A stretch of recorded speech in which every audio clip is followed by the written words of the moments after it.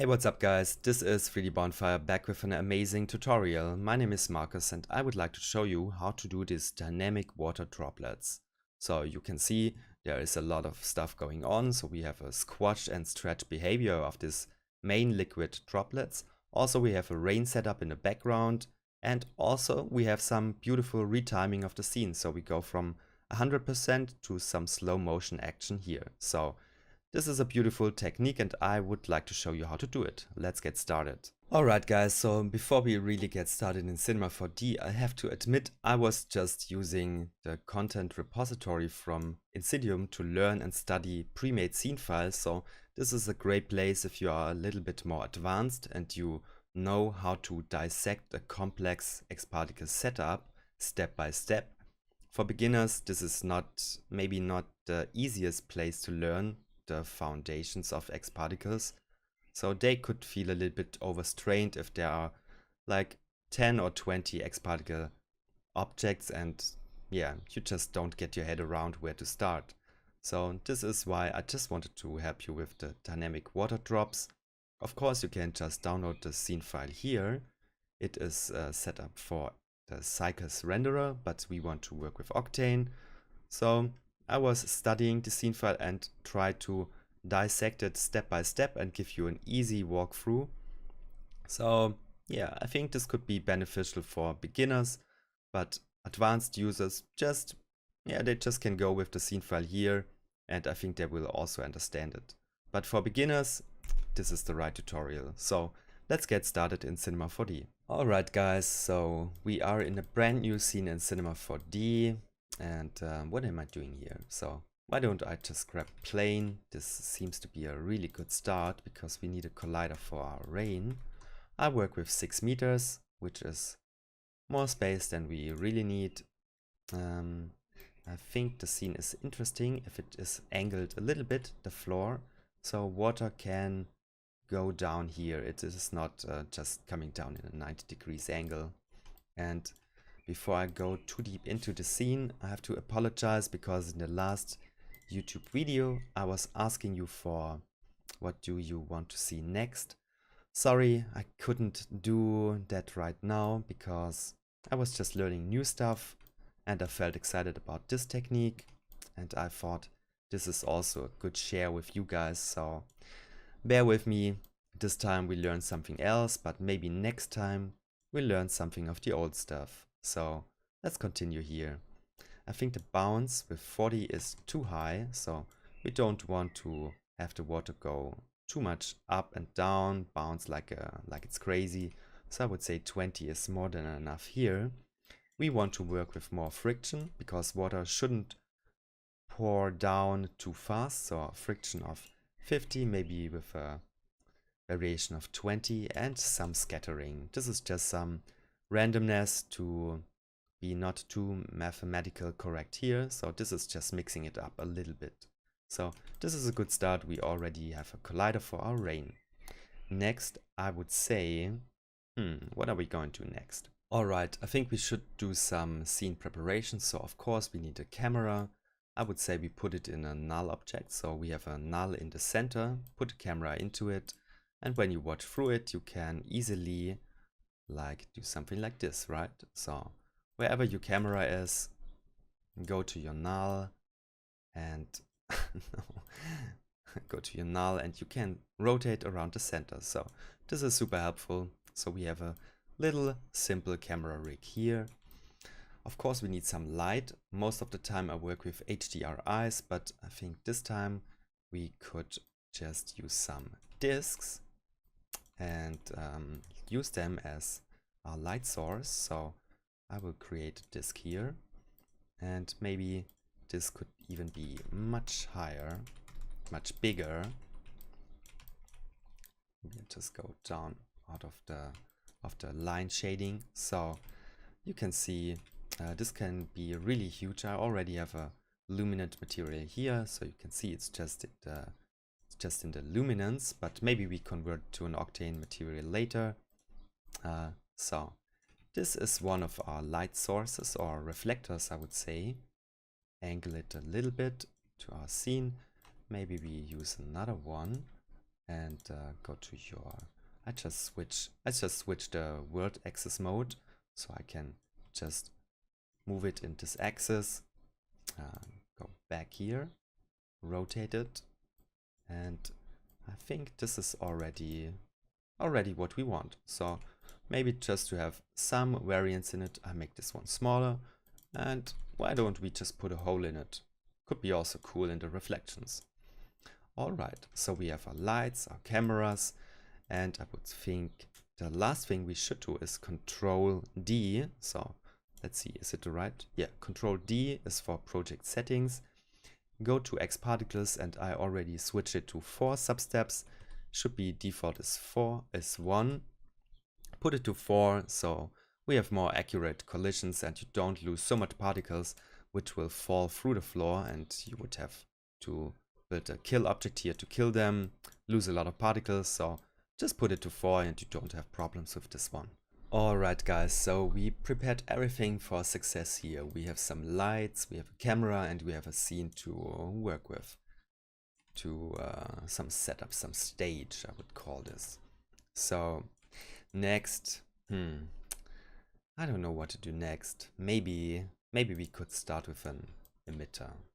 So this emitter, we already can call this one rain. I think, yeah, this is an essential part of this tutorial. So yes, so I think this one could be a little bit bigger. Let's put it to 700.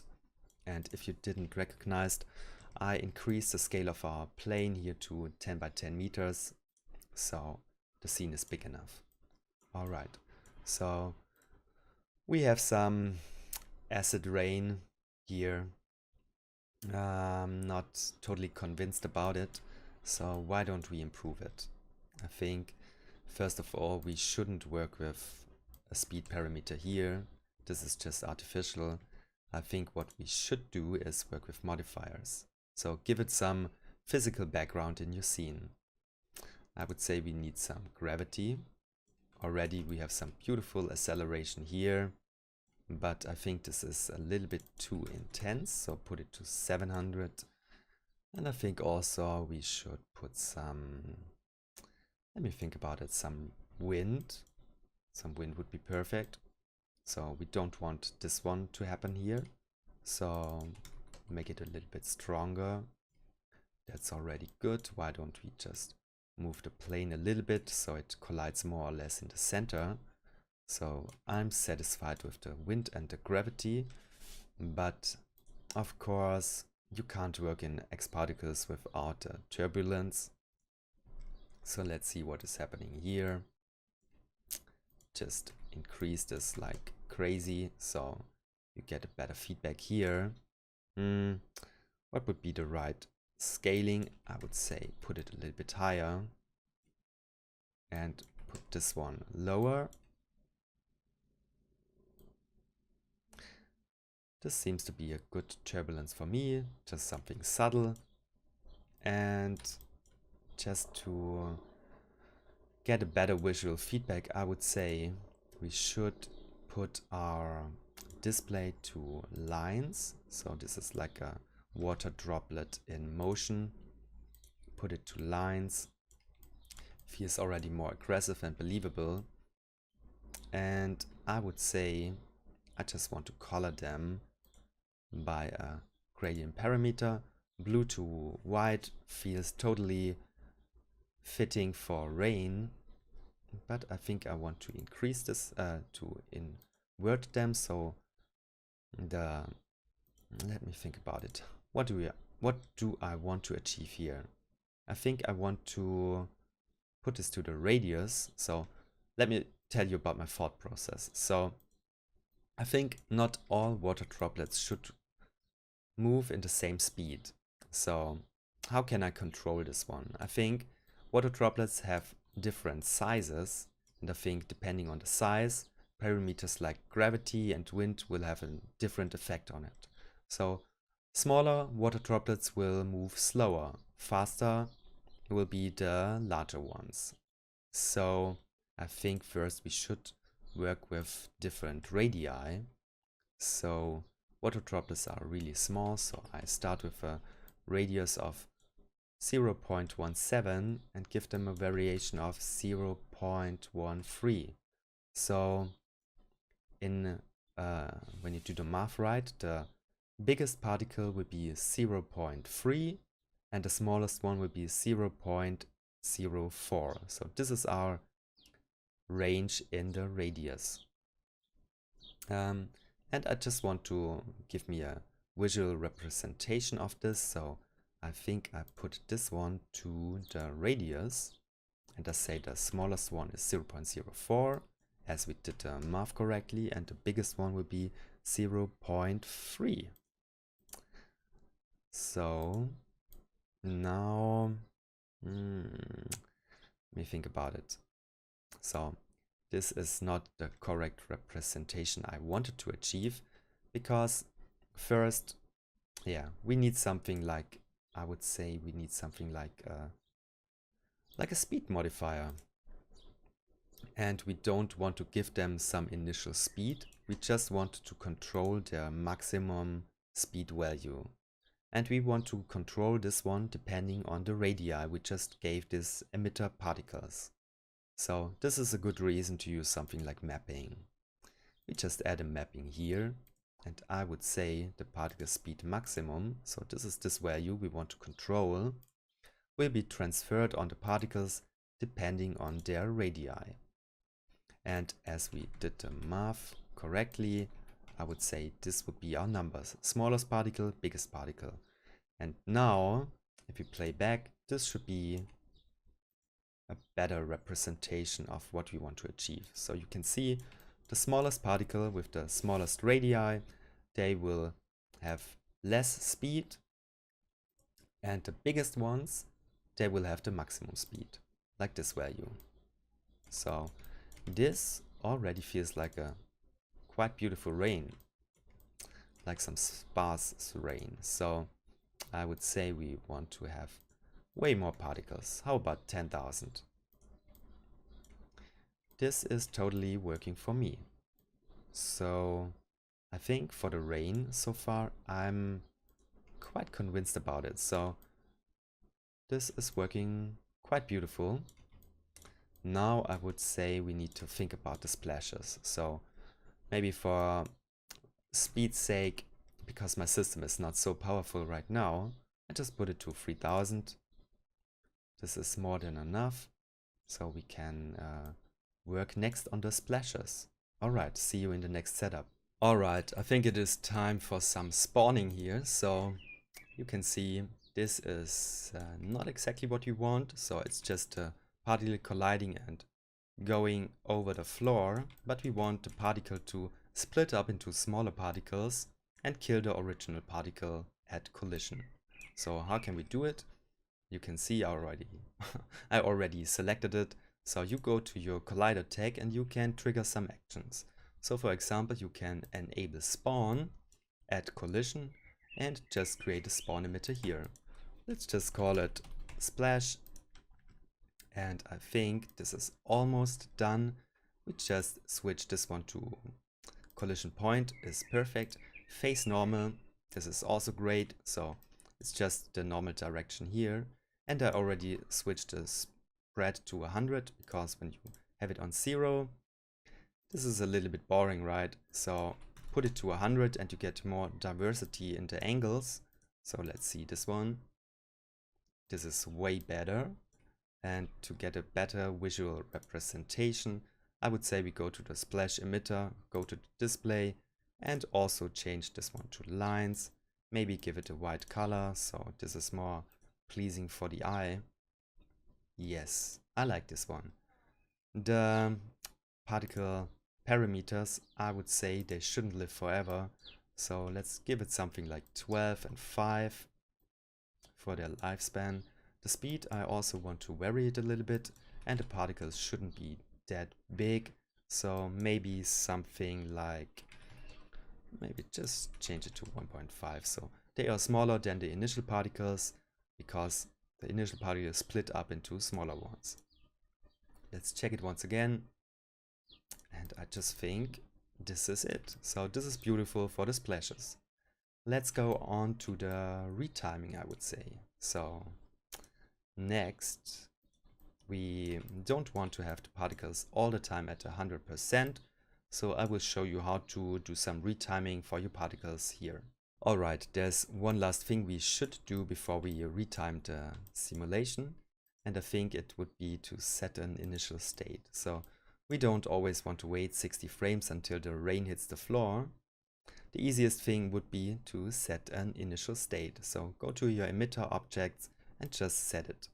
So now, right from the start, the rain is colliding with the floor. That's perfect.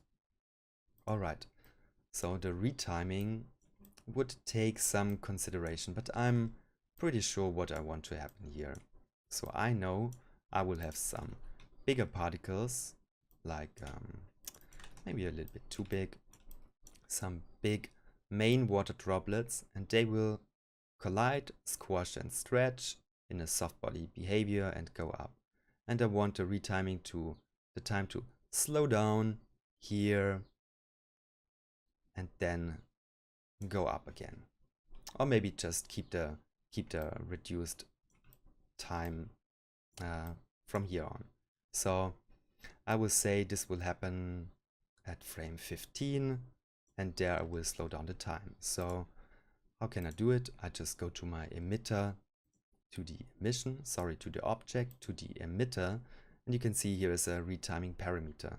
So I just say maybe it happens at frame 10 from 100 and go to frame 15 and put it to 20. So what happens here?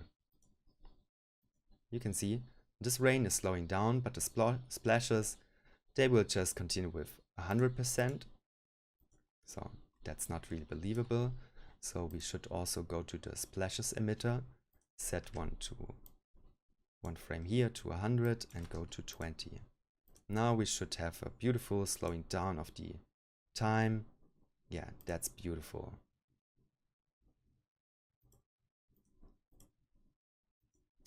Alright, so now we have some beautiful retiming and we can continue with our main objects here. That will collide, squash and stretch and get to a big fluid blob. So let's see how to do this one. Alright guys, so now we need our main objects, and one sphere is not enough, so we need some objects that we can melt together in some beautiful liquid blob here, giving them some behavior that they melt together, and therefore we need a couple of objects, right? So we want something to melt together. So this is just an artistic part here, so you grab a couple of spheres. Of course you can do it with other objects, but I just want to have some droplets. So maybe one more there. Oh, that was a mistake. Go back, duplicate it again. To duplicate it, I just hold down Control or STRG. Okay. Just be a little bit artistic here. Oh, just wasn't precise with my keyboard. So yes, this is looking good. Maybe a couple of smaller ones. So again, so you need to hold down STRG, let the mouse go, and then let the button go. Otherwise you can't duplicate them. Alright, I think this could be a nice pattern. Maybe one more here, and something like this could work beautiful. So I think a better subdivision pattern would be to put it to icosahedron, and now we just put it into a null. Call this one maybe something like soft bodies, and for now, just to have a better overview, I would say get rid of the splash and the rain and get a dynamics tag on the soft bodies. So initially when you press play, nothing will happen. I guess. So maybe first the collisions, the soft bodies, or however you want to call it, the dynamics will be calculated particle based. So a good idea is to add an emitter here and call this one dynamics. No, can't spell dynamics. All right, that's better. So you can see particles. Oh, I can't see them. Okay. Can I see them now? No. Actually, there should be particles that will be generated on the points of these spheres, plus on the mid, because this is more precise. I think I need to set it to include children, because this is a hierarchy. I guess now we will get our particles. Alright, you can see it. So these particles will help us with the collisions. Okay, what I already can recognize, the wind has a strong effect on these particles. So there is a diagonal movement, but I think we don't really want that. So let me go to my dynamics, to the modifiers, exclude, and I say we don't need wind, nor do we need turbulence or the speed modifier. Now we only have gravity working on them. But what's happening here, I mean, could be an interesting animation. I don't even know what's happening here. It has to do with the collisions, okay? So the system is a little bit confused how we set it up. So I think to have a clear understanding for make it easy for the dynamics to work, we just duplicate the floor, call this one dynamics. Spelling is not my strongest part, so we have one separate thing, object for the dynamics.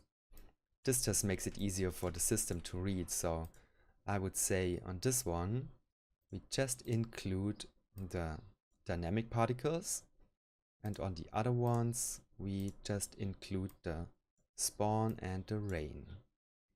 Also, you have to be careful. So for the new floor, we don't want to spawn additional particles. So that doesn't make sense. So now, maybe, I hope so, we fix this collision. That's better. That is way better. But you can see these particles, they collide with each other. So that is a very weak dynamic simulation, I would say. So let's be a little bit more precise here. So I think what we should do is to play with these settings. So first, the calculation radius is way too big around these particles. To have it more precise, I just go down to 1 centimeter. And the rigidity is how massive this object is, how soft.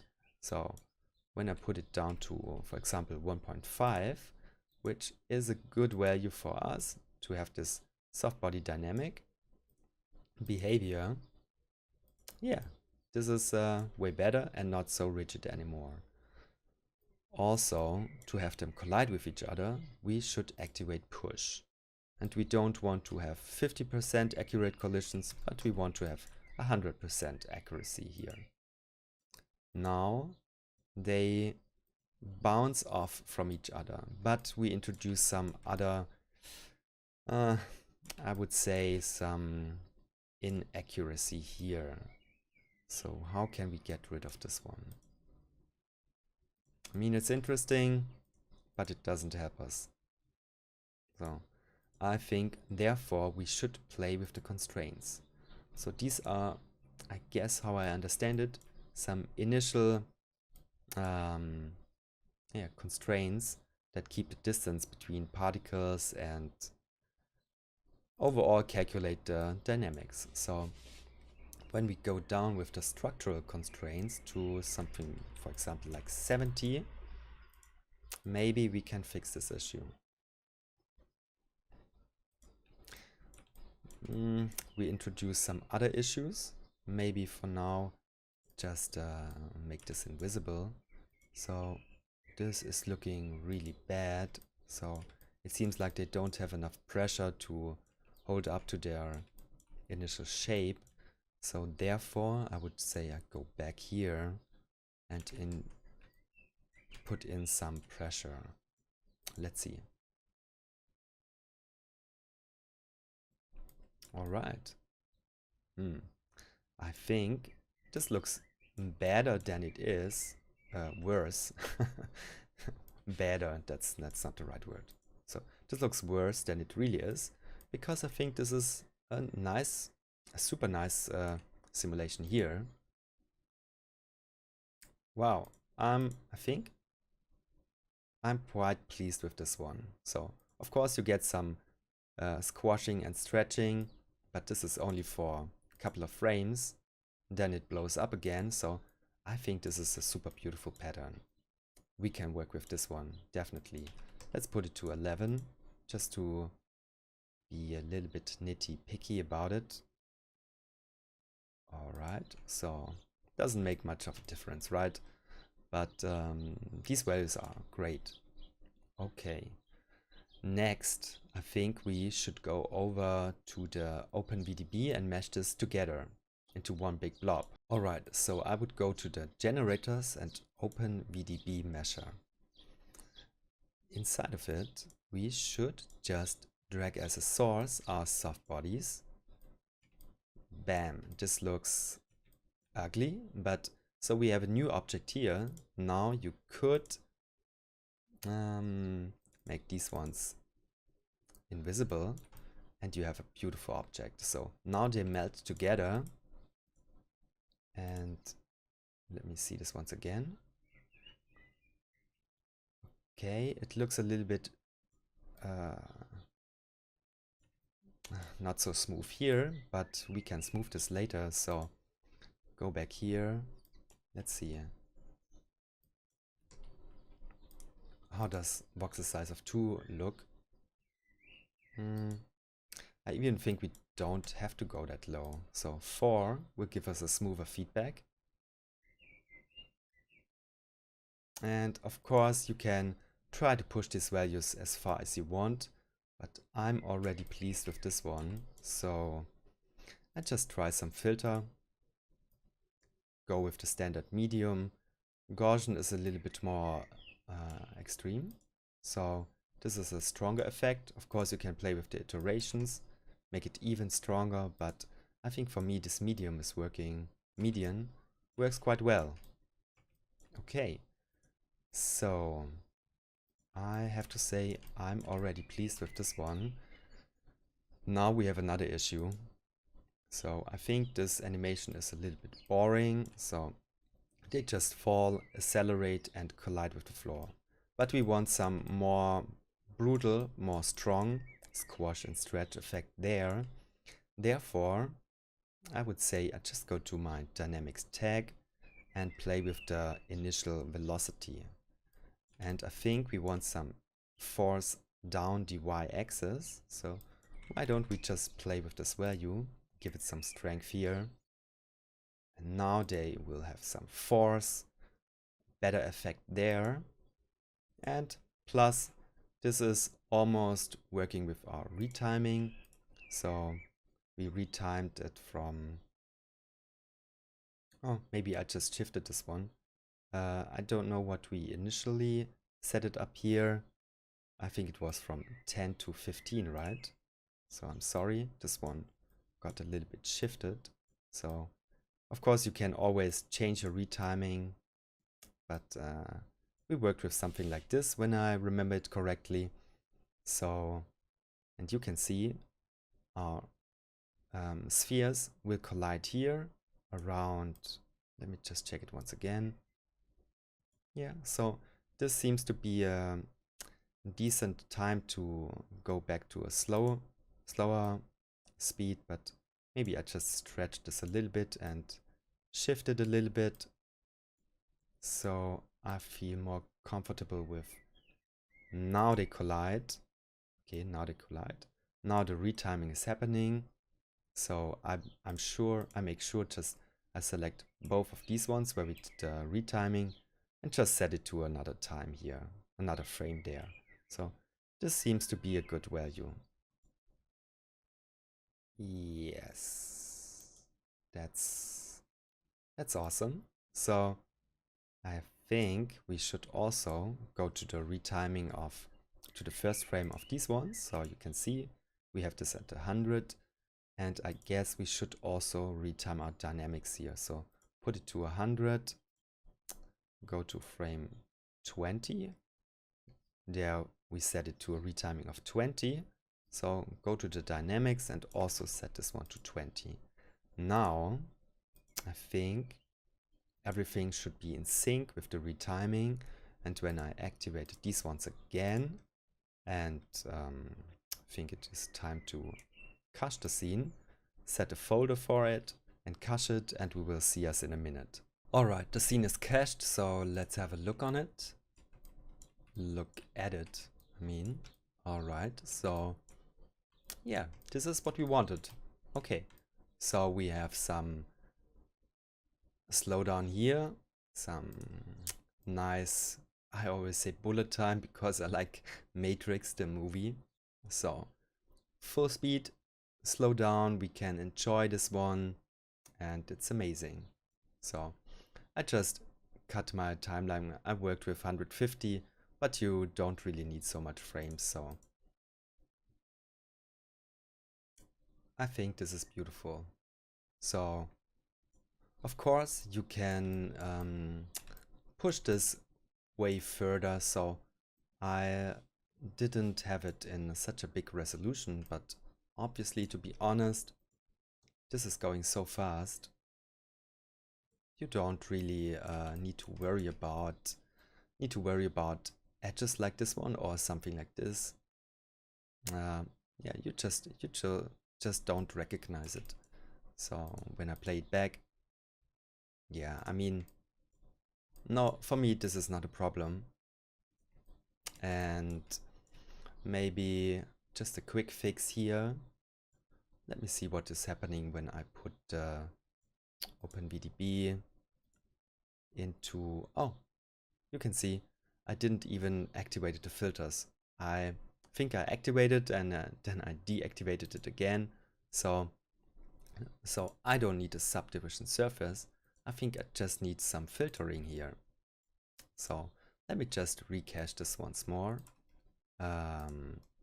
Deactivated this one and use the filter so you can see the filter is smoothing it. So give me just a second and I will be back. Alright, I just recached it. And yeah, I think this is a little bit more smooth. I like it better. Of course, you can even try to give it more initial velocity to squash it even more, or play with the rigidity to make them even flatter and don't hold so much up to their shape. But for me, this is good enough.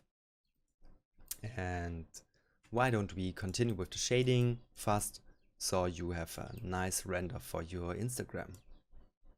Alright, let me just quickly set this up. So first I would open my live viewer, put it maybe here, give me some more screen estate. So, alright, so let me see. Can I even render something right now? Okay, so almost there, but not 100%. So maybe we just go into our camera and set it up to something for Instagram.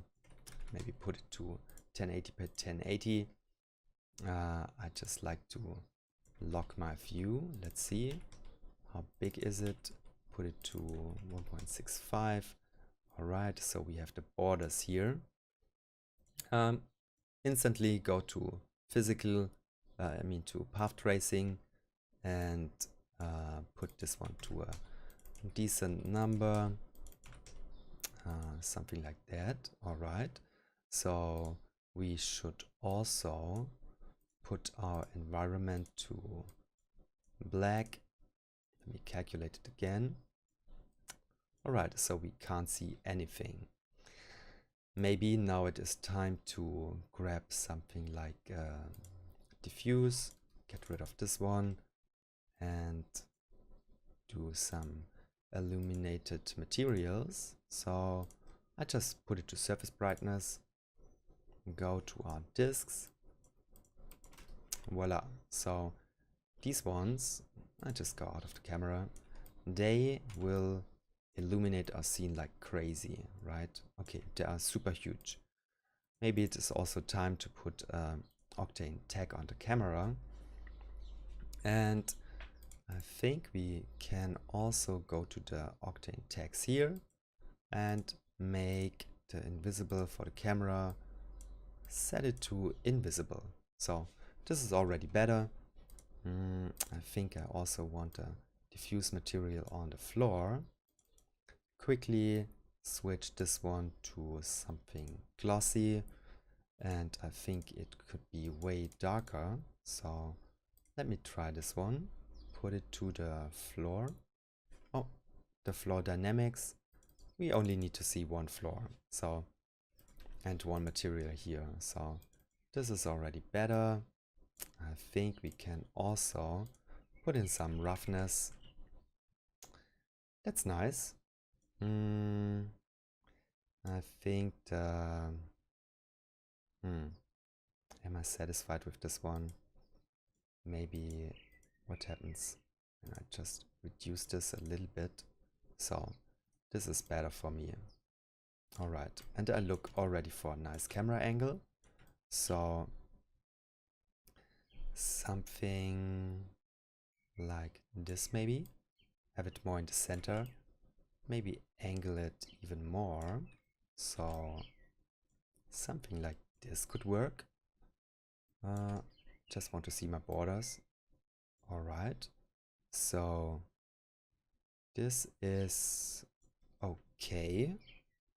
Maybe it is time to get some beautiful shading. So put a specular on our soft bodies, sorry, on the OpenVTB mesher. And you already can see this reflecting disks. Maybe I also put them into a null, press Alt G, and where is it? Oh, okay, maybe I just rotate them a little bit. Let's see if this is more interesting. Oh, okay, I think this is more interesting. In our specular shader, so I'm working in an older Octane version, but it should be almost the same in newer versions.